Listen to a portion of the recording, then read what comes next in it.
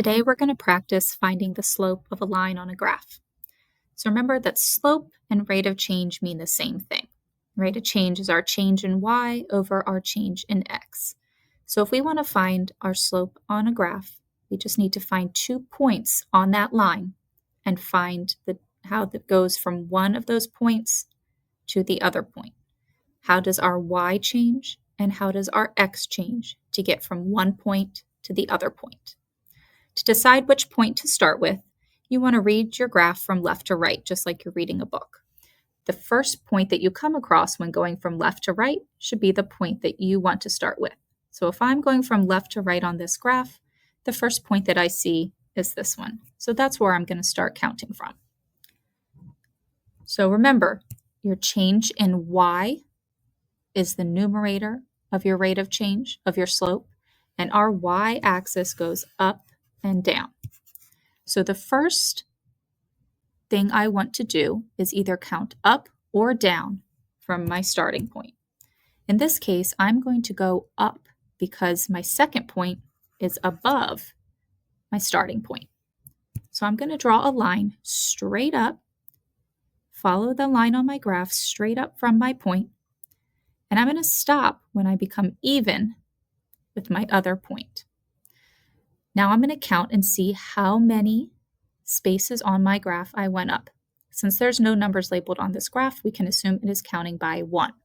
So every time I go up, I'm going up by 1. So that was 1, 2, 3, 4. I went up 4 spaces on my graph. So I'm going to write plus 4 to help me remember that. So the denominator of my rate of change, of my slope, is the change in x. That is the horizontal axis. My x-axis tells me how much I go left or right. So in this case, my next point that I want to get to is to the right. So I'm going to draw a line straight across until I hit that point. So first I did up and down to find y. Now I'm doing left or right to find x. Same thing, I'm going to start and count how many times I go over to get to that next dot. So there's 1, 2, 3, 4, 5, 6. I went over 6 spaces. I wrote plus 6 because it's a positive 6. Just like when I went up 4, that is positive. My numbers are getting bigger. When I go to the right, think about moving right along a number line, my numbers are getting bigger. So that's why I put plus for both of those. So now all that's left to do is to turn it into a fraction. So if I want to find my slope, my rate of change, I write it as a fraction. The change in y is my numerator. In this case, that was 4. And then my change in x is my denominator. In this case, that was 6. We want to do our best to provide a simplified version of our fraction. So when I look at this fraction, I know that it can be simpler. Okay, 4 and 6 can both be divided by 2. So I'm going to divide 4 and 6 each by 2 to get a simplified version of my fraction. 4 divided by 2 is 2. 6 divided by 2 is 3. So my simplified version would be 2 over 3. Let's try on the other graph.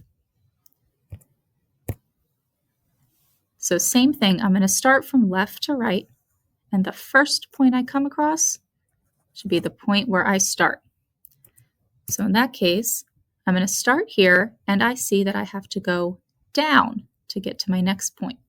So I'm going to draw a line straight down until I'm even with my next point.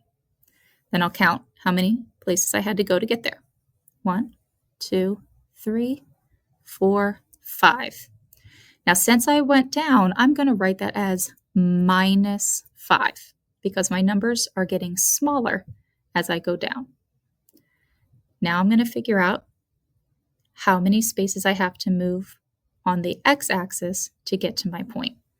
So again, I'm going to start and draw a line straight over In this case, I'm going to the right to get to my next point. And now I'll count. 1, 2, 3, 4. I went 4 spaces to the right. That is plus 4 because as I go along the x-axis to the right, my numbers get bigger. So now I need to write that as a fraction.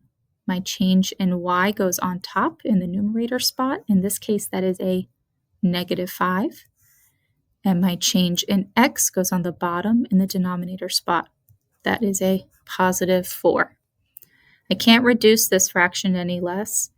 I don't want to make it a mixed number. I'm going to leave it as an improper fraction. So the slope of that line is -5/4.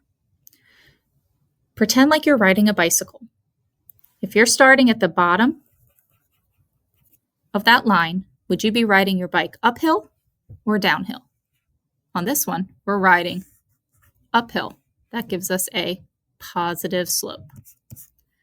But here, if I'm riding my bike at the top of this line, I'm going downhill, which gives me a negative slope.